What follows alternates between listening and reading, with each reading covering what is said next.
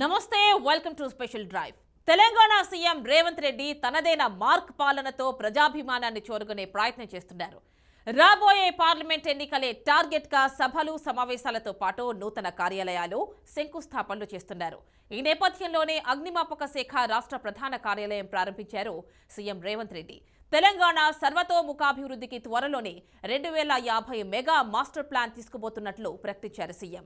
గచ్చిబౌలి పరిధి నానక్రామ్గూడ వద్ద ప్రతిష్టాత్మకంగా నిర్మించిన అగ్నిమాపక శాఖ రాష్ట్ర ప్రధాన కార్యాలయం, కమాండ్ కంట్రోల్ కేంద్రాన్ని ఆదివారం సీఎం రేవంత్ రెడ్డి ప్రారంభించారు. అగ్ని ప్రమాదాలకు చెక్ పెట్టేందుకు రాష్ట్ర ప్రభుత్వం చర్యలు చేపట్టింది. ఇందులో భాగంగా 17 కోట్ల క్రెడాయ్ 15వ ఆర్థిక సంఘం నిధులతో 29,653 చదరపు అడుగుల విస్తీర్ణంలో 6 అంతస్తుల్లో భవనాన్ని నిర్మించారు.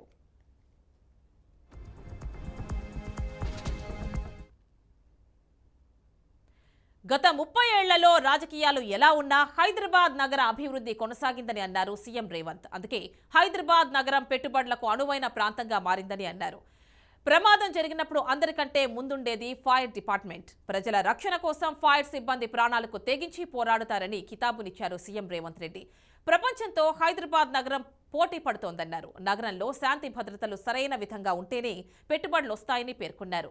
పెట్టుబడులకు అనువైన ప్రాంతం హైదరాబాద్ అని సీఎం స్పష్టం చేశారు.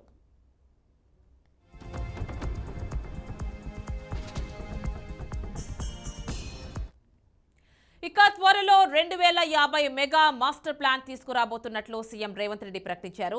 అర్బన్, సెమీ అర్బన్, రూరల్ 3 భాగాలుగా అభివృద్ధిని ముందుకు తీసుకువెళ్తామన్నారు. ఔటర్ రింగ్ రోడ్కు సమీపంలోని 25,000 ఎకరాల్లో హెల్త్, స్పోర్ట్స్, కాలుష్య రహిత పరిశ్రమలతో ఒక సిటీని ఏర్పాటు చేయబోతున్నామని సీఎం తెలిపారు.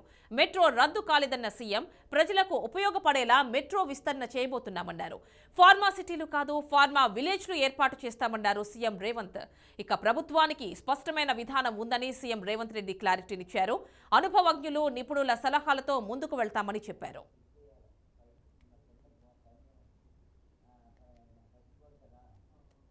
రాజశేఖర రెడ్డి గారు కావచ్చు, చంద్రశేఖరరావు గారు కావచ్చు, గత 30 సంవత్సరాలు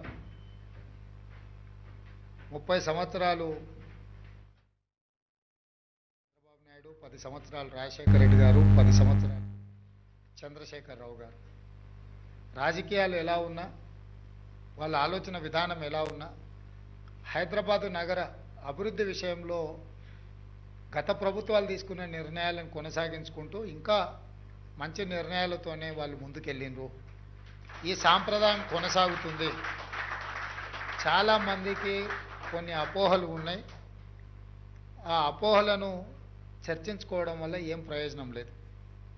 గత 30 సంవత్సరాలలో ఈ నగరం ఎంత వేగంగా అభివృద్ధి చెందిందో, ఈ నగరం వేగంగా అభివృద్ధి చెందడానికి గత ముఖ్యమంత్రులు ఏ ప్రయత్నం చేసిండ్రో వాళ్ళ ముగ్గురి అనుభవాల నుంచి పాఠాలు నేర్చుకొని కొత్తగా నూతనంగా ఇంకా హైదరాబాద్ నగరాన్ని అభివృద్ధి పదం వైపు వేగంగా నడిపించడానికి గతంలో సృష్టించిన సమస్యలను పరిష్కరిస్తూ భవిష్యత్ ప్రణాళికలు రూపొందిస్తున్నట్లు సీఎం రేవంత్ తెలిపారు. ఇది ప్రజాప్రభుత్వం అని ప్రజల కోసం ఆలోచించి నిర్ణయం తీసుకోవడం మా విధానమని పేర్కొన్నారు. చట్టాన్ని ఉల్లంఘిస్తే ఉపేక్షించేది లేదని హెచ్చరించారు సీఎం. ఇక పూర్తి డీటెయిల్స్ మా కరెస్పాండెంట్ వాసు అందిస్తారు. వాసు, చెప్పండి, ఈ ఎన్నికల టైంలో ప్రతిదీ ప్రక్షాళన చేస్తూ వస్తున్నారు సీఎం రేవంత్ రెడ్డి. ఈ సమయంలో ఇప్పుడు ఫైర్ డిపార్ట్మెంట్ వంతొచ్చింది. 2050కి సంబంధించి మాస్టర్ ప్లాన్ అంటున్నారు. ఫుల్ డీటెయిల్స్ ఇవ్వండి.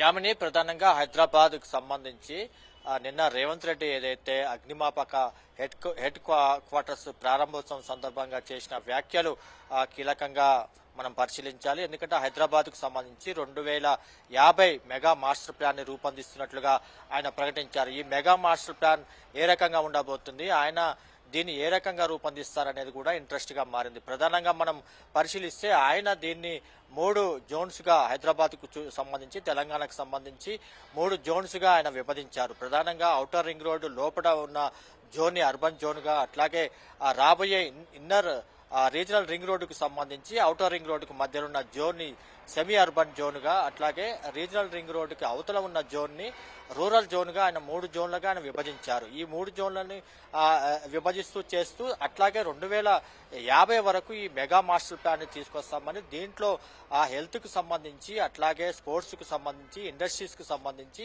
అన్ని రకాల సదుపాయాలతో పాటు ఇంటర్సిటీ నిర్మాణాలు, అట్లాగే ఫార్మాసిటీకి సంబంధించి హైదరాబాద్ మెట్రో రైల్ నిర్మాణానికి సంబంధించి ఇవన్నీ కూడా దీంట్లో భాగంగా ఉంటాయి. అంటే దాదాపు 25 సంవత్సరాల్లో ఏ రకంగా ఉండబోతుంది హైదరాబాద్ అనేది ఆయన ఒక డ్రీమ్ ప్రాజెక్ట్ లాగా దీన్ని చేపట్టే అవకాశాన్ని ఆయన చాలా తీవ్రంగా కసరత్తు చేస్తున్నారు. దీంట్లో భాగంగా ఫార్మాసిటీని ఏదైతే రేవంత్ రెడ్డి సీఎం అయిన తర్వాత ఫార్మాసిటీని రద్దు చేస్తారంటూ వచ్చిన వ్యాఖ్యల్ని ఆయన కొట్టిపారవేశారు. ఫార్మాసిటీ అనేది 25,000 ఎకరాల్లో నిర్మిస్తే అది ఇంతకుముందు హైదరాబాద్ దిల్సుఖ్ నగర్ ప్రాంతంలో ఏదైతే ఒక సిరీస్ కంపెనీ లాగా ఒక కాలుష్యాన్ని వెదజల్లి నివాస ప్రాంతాల మీద తీవ్రమైన ప్రభావం పడుతుంది. అట్లాగే గ్రౌండ్ వాటర్ పొల్యూషన్ అవుతుంది, జీవన వైవిధ్యం కూడా దెబ్బతింటుంది. దీన్ని నిరోధించే విధంగా దాదాపు హైదరాబాద్కి ఏదైతే 14 జాతీయ రాష్ట్ర రహదారుల లింక్ ఉంటుంది, ఆ లింకులకు మధ్యలో 2 నుంచి 3,000 ఎకరాల్లో ఫార్మా విలేజ్లు నిర్మిస్తామని చెప్పి రేవంత్ రెడ్డి ప్రకటించారు. ఈ ఫార్మా విలేజ్లు పొల్యూషన్ ఫ్రీగా ఉంటుంది, కాలుష్య రహితంగా ఉంటుంది, ప్రజలందరూ కూడా ఈ పొల్యూషన్ ఫ్రీగా ఉండొచ్చు అని చెప్పి పబ్లిక్ లైఫ్ కూడా పొల్యూషన్ ఫ్రీగా ఉండొచ్చు అని చెప్పి ఆయన వ్యాఖ్యలు చేయడం జరిగింది. అంటే దాదాపు 2,000 నుంచి 3,000 ఎకరాల్లో ఇది ఫార్మా విలేజ్లు చిన్న క్లస్టర్స్ లాగా, చిన్న ఇండస్ట్రీస్ లాగా దీన్ని ఫార్మాసిటీ నిర్మిస్తామని చెప్పి 25,000 ఎకరాల్లో మెగా ఫార్మాసిటీ నిర్మిస్తే అది మళ్ళీ పొల్యూషన్కి దారి తీస్తుంది, నివాస యోగ్యంగా ఉన్న ప్రాంతం అంతా కూడా పొల్యూషన్గా మారిపోతుందని చెప్పి ఆయన వ్యాఖ్యలు చేయడం జరిగింది. అట్లాగే ఔటర్ రింగ్ రోడ్ గతంలో 2008లో వైఎస్ ప్రభుత్వం ఏదైతే తీసుకొచ్చిందో ఔటర్ రింగ్ రోడ్, ఆ ఔటర్ రింగ్ రోడ్ దాదాపు 158 కిలోమీటర్ల చుట్టూ హైదరాబాద్ చుట్టూ ఉంది. ఔటర్ రింగ్ రోడ్ వచ్చిన తర్వాత హైదరాబాద్ పరిస్థితి అంతా మారిపోయింది. ఆ ఔటర్ రింగ్ రోడ్డుకి ఇరువైపులా ఉన్న దాదాపు 25,000 ఎకరాలను సేకరించి అక్కడ హెల్త్ సిటీకి సంబంధించి, స్పోర్ట్స్ సిటీకి సంబంధించి ఇండస్ట్రీస్ అక్కడ ఏర్పాటు చేస్తాము. దానివల్ల ఔటర్ రింగ్ రోడ్ అవతల ఉన్న ప్రాంతం కూడా డెవలప్ అవుతుంది. అట్లాగే రీజనల్ రింగ్ రోడ్డుకు సంబంధించి కూడా తాము ఈ ఫార్మా విలేజ్లను తీసుకొస్తామని చెప్పి ఏదైతే ఆయన 2050కి సంబంధించి మెగా మాస్టర్ ప్లాన్ చెప్తున్నారో దానికి రూపొందించే విధంగా ఆయన కొన్ని ప్రకటనలు చేయడం జరిగింది. దాన్ని ఏ రకంగా ముందుకు తీసుకుపోతారనేది ఇంట్రెస్ట్ గా మారింది. ముందు దీని మీద ఏ రకమైన కసరత్తు చేస్తారనేది కూడా ఇంట్రెస్ట్ గా ఉంది. యామిని, అంటే ఇప్పుడు ఇది మాత్రమే కాకుండా మెట్రో సంగతి కూడా మాట్లాడారు.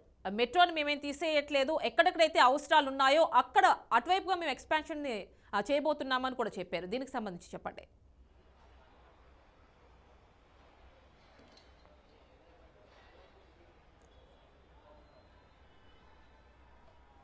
మెట్రో రైలుకు సంబంధించి కూడా చాలా అపోహలు వచ్చాయి రేవంత్ రెడ్డి ప్రభుత్వం వచ్చిన తర్వాత. మెట్రో రైలు అలైన్మెంట్ ని కూడా గతంలో బీఆర్ఎస్ ప్రభుత్వం తీసుకొచ్చిన అలైన్మెంట్ ని మారుస్తారు, లేకపోతే ఆ అలైన్మెంట్ ని పూర్తిగా రద్దు చేస్తారన్న వార్తలు కూడా వచ్చాయి. దానికి నిన్న రేవంత్ రెడ్డి చేసిన వ్యాఖ్యలు మెట్రో అలైన్మెంట్ కి సంబంధించి తాము ఎట్లాంటి చిన్న స్వల్ప మార్పులు తీసుకొస్తామే తప్ప పూర్తిగా మెట్రోకి సంబంధించిన డెవలప్మెంట్ ఎక్స్టెన్షన్ మేము దాన్ని రద్దు చేయట్లేదు. ఏదైతే నాగోల్ నుంచి శంషాబాద్, నాగోల్ నుంచి ఎల్బీ నగర్, చాంద్రాయణగుట్ట, కంచన్ బాగ్, అట్లాగే శంషాబాద్ అదొక మార్గం తాము విస్తరించబోతున్నట్లుగా చెప్పారు.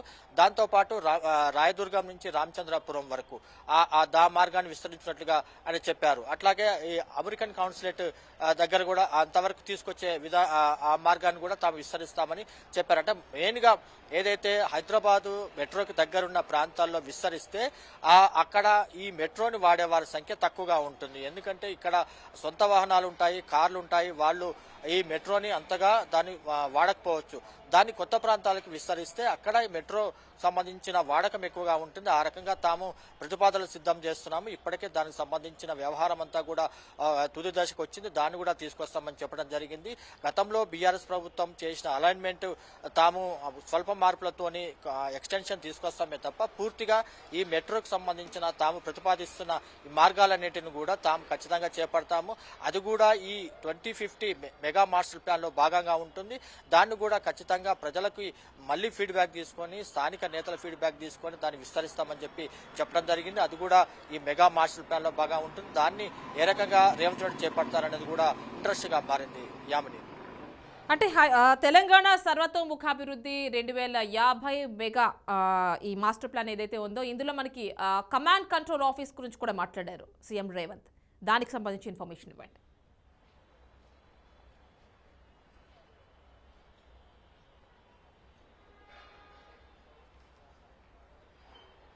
అంటే ప్రధానంగా ఇప్పటికే బీఆర్ఎస్ ప్రభుత్వం పోలీసుకు సంబంధించిన కమాండ్ కంట్రోల్ రూమ్ ని ఏర్పాటు చేసింది. అక్కడి నుంచి పూర్తిగా పోలీస్ వ్యవస్థ నియంత్రించే విధంగా అక్కడ టెక్నాలజీని అక్కడ వాడుతున్నారు. అట్లాగే నిన్న ఏదైతే ఫైర్ స్టేషన్ కి సంబంధించిన హెడ్ క్వార్టర్స్ ని నానక్రామ్ గూడలో రేవంత్ రెడ్డి ప్రారంభించారు.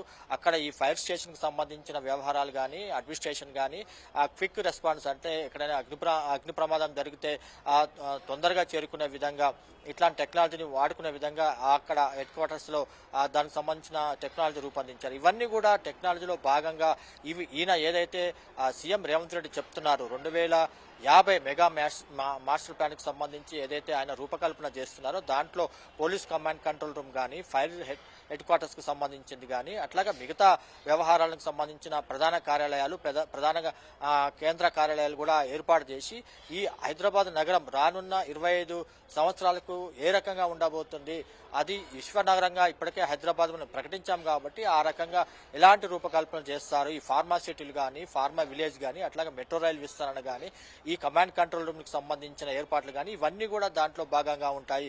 ఇంతకుముందు హైదరాబాద్ మాస్టర్ ప్లాన్ కి సంబంధించి ఒక సమగ్రమైన విధానం లేదు. దాన్ని మేము రానున్న 25 సంవత్సరాలకు సంబంధించి తాము తీసుకురాబోతున్న ఈ మెగా మాస్టర్ ప్లాన్ అనేది ఖచ్చితంగా హైదరాబాద్ రూపురేఖలను మారుస్తుంది, విశ్వనగరంగా హైదరాబాద్ నిలబడుతుందన్న ఆశాభావాన్ని రేవంత్ రెడ్డి వ్యక్తం చేశారు. యామిని, అంటే ఈ మూసీ రివర్ ఫ్రంట్ వీటికి సంబంధించి కూడా ఆయన ఏమైనా మాట్లాడున్నారా? ఎందుకంటే సర్వతోముఖాభివృద్ధి అంటున్నారు కదా.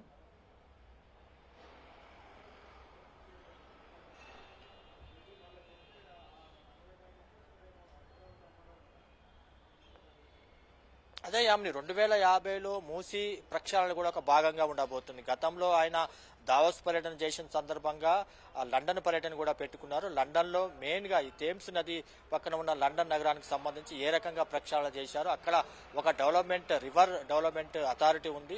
ఆ అథారిటీ సంబంధించిన ప్రతినిధులు కూడా అక్కడ రేవంత్ రెడ్డితోని సమావేశమయ్యారు. వారు ఇటీవల హైదరాబాద్కు వచ్చినప్పుడు కూడా రేవంత్ రెడ్డితోని సమావేశమయ్యారు. ప్రధానంగా థేమ్స్ నదిని ఏ రకంగా ప్రక్షాళన చేసి అక్కడ ఈ కాలుష్యానికి సంబంధించి కానీ ఆ ప్రజలు అక్కడ ఆ రివర్ కు సంబంధించిన ఎట్లాంటి ఇబ్బంది లేకుండా ఏ రకంగా దాన్ని ప్రక్షాళన చేశారో సేమ్ అదే ప్రక్షాళన మూసీ రివర్ ఫ్రంట్ అథారిటీ పేరుతోని చేయబోతున్నట్లుగా మూసీని పూర్తిగా ప్రక్షాళన చేసి మూసీకి సంబంధించిన చుట్టుపక్కల ప్రాంతాలన్నీ కూడా కాలుష్య రహితంగా నిర్మించడంతో పాటు అక్కడ ఇండస్ట్రీస్ తీసుకురావడం కానీ థీమ్ పార్కులు తీసుకురావడం కానీ పార్కుల నిర్మాణం కానీ ఇవన్నీ కూడా మూసీ పరివాహక ప్రాంతంలో చేపడుతున్నట్లుగా ఆయన చెప్పుకున్నారు. అది 2050 సంబంధించి మెగా మాస్టర్ ప్లాన్ లో మూసీ ప్రక్షాళన కూడా ఒక భాగంగా ఉండబోతుంది. దాన్ని రేవంత్ రెడ్డి సీరియస్ గా తీసుకున్నారు. ఇప్పటికే లండన్ లో ఈ థేమ్స్ నదికి సంబంధించిన డెలిగేషన్ వాళ్ళు కూడా ఒక ప్లాన్ ని రేవంత్ రెడ్డికి ఇచ్చారు. దాన్ని తీసుకొని మూసీకి సంబంధించిన దాన్ని తీసుకొస్తారా లేకపోతే ఇంకా ఏదైనా ప్రణాళికతోని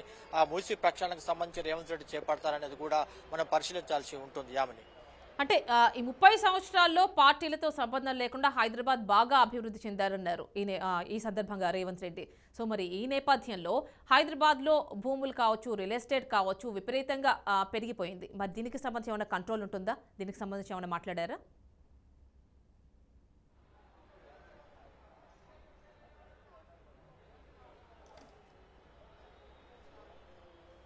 రియల్ ఎస్టేట్ కి సంబంధించి కూడా రేవంత్ రెడ్డి కీలకమైన వ్యాఖ్యలు చేశారు.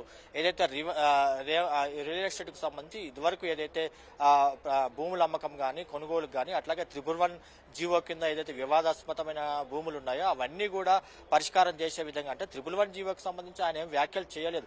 కాకపోతే రియల్ ఎస్టేట్ కు సంబంధించి హైదరాబాద్ చుట్టుపక్కల ఉన్న రియల్ ఎస్టేట్ దెబ్బతినకుండా తాము చర్యలు తీసుకుంటాము, తమ మీద నమ్మకం ఉంచాలి రియల్టర్లు. ఎందుకంటే గతంలో ప్రభుత్వం హయాంలో ఏ రకమైన ప్రోత్సాహాలు ఇచ్చామో అలాంటి ప్రోత్సాహాలే తాము కూడా ఇస్తాము. రియల్ ఎస్టేట్ కి సంబంధించిన ఆ రంగాన్ని కూడా తాము ఖచ్చితంగా ప్రాధాన్యత ఇచ్చి ఇక్కడ రియల్ ఎస్టేట్ రంగానికి ఎట్లాంటి నష్టం లేకుండా తాము చూసుకుంటాము. అది కూడా 2050 మెగా మాస్టర్ ప్లాన్ లో ఒక భాగంగా ఉంటుంది. అది కూడా రియల్ ఎస్టేట్ కి సంబంధించిన ప్రతినిధులు కానీ వాళ్ళ సంస్థకు సంబంధించిన ఎవరైనా కూడా ఎప్పుడైనా తనను కలవచ్చు, ఏ రకమైన సూచనలైనా అభిప్రాయాలైనా తనకు చెప్పొచ్చు. ఈ మెగా మాస్టర్ ప్లాన్ లో ఈ అందరూ కూడా భాగస్వామ్యం అయితేనే అది సక్సెస్ అవుతుంది. తానొక్కడనే దాన్ని తీసుకొని తీసుకొని పోవటం వల్ల అది తీసుకోపోవాలనే ఉద్దేశం కూడా లేదన్నట్టుగా ఆయన స్పష్టం చేశారు. అటు రియల్ ఎస్టేట్కి సంబంధించి కానీ, ఇండస్ట్రీస్కి సంబంధించి కానీ, కంపెనీస్కి సంబంధించి కానీ, గవర్నమెంట్కి సంబంధించిన ఇవన్నీ కూడా ఏదైతే నగర అంటే అర్బన్కి సంబంధించిన ఎవరైతే ప్రొఫెషనల్స్ ఉన్నారో ఆ అర్బన్కి సంబంధించిన ఆ ప్రొఫెషనల్స్ మాజీ మున్సిపల్ రంగంలో నిపుణులు వీళ్ళందరితో కూర్చొని ఈ 2050 మెగా మాస్టర్ ప్లాన్ ని తీసుకొచ్చి దాన్ని హైదరాబాద్ని ప్రపంచంలోనే విశ్వనగరంగా తీసుకొచ్చే విధంగా అభివృద్ధి చేసే విధంగా తన దగ్గర ప్రణాళికలు ఉన్నట్టుగా ఆ రకంగా ముందుకు పోతున్నట్లుగా నిన్న ఏదైతే సమావేశంలో ఆయన కీలకమైన వ్యాఖ్యలు చేశారు. Yamini. Right Vasu, thank you.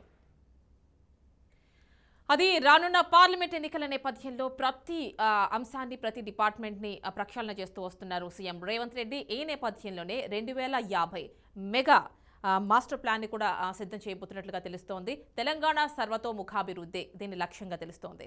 So ఇది వాళ్ళ special drive. Stay tune to BRK news Telugu సత్తా.